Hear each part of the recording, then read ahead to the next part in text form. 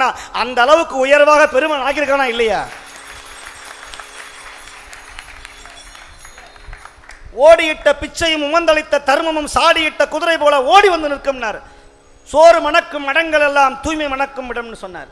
இன்னைக்கு ஓத சாமி இடத்துல போய் பார்க்குறோம். இன்னைக்கு ஒரு நாளைக்கு 1000 பேருக்கு சாப்பாடு போடுறாங்களே அந்த சாமி, அவர் சித்தருடைய அந்த அருளுக்குனால தான் சாப்பாடு போடுறோம்.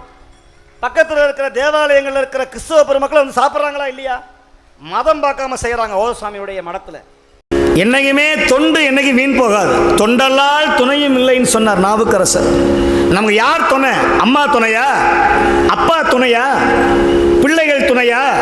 சொத்து துணையா வருமா? புகழ் துணையாக வருமா? எதுவுமே துணையாக வராது. நீ செய்கிற புண்ணியமே உனக்கு துணையாக வரும். நீ செய்கிற தொண்டே துணையாக வரும். நீங்கள் செய்கிற சிவத்தொண்டே உங்களுக்கு துணையாக வந்து நிற்கும். அதைத்தான் சிவவாக்கியர் சொல்லுகிறார். ஓடியிட்ட பிச்சையும் உவந்து அளித்த தருமமும் சாடியிட்ட குதிரை போல ஓடி வந்து நிற்கும். சேனை தேடினும் ஆடு மாடு தேடினும் கோடி வாசி தேடினும் கூட வந்து உதவுமோ?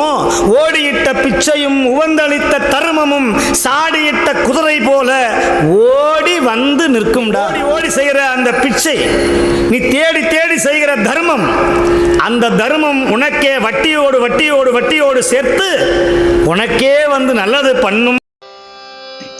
புற்றில் வாழறவும் அஞ்சேன் பொய்யர் தம்மெய்யும் அஞ்சேன். புற்றில் வாழறவும் அஞ்சேன் பொய்யர் தம்மெய்யும் அஞ்சேன்.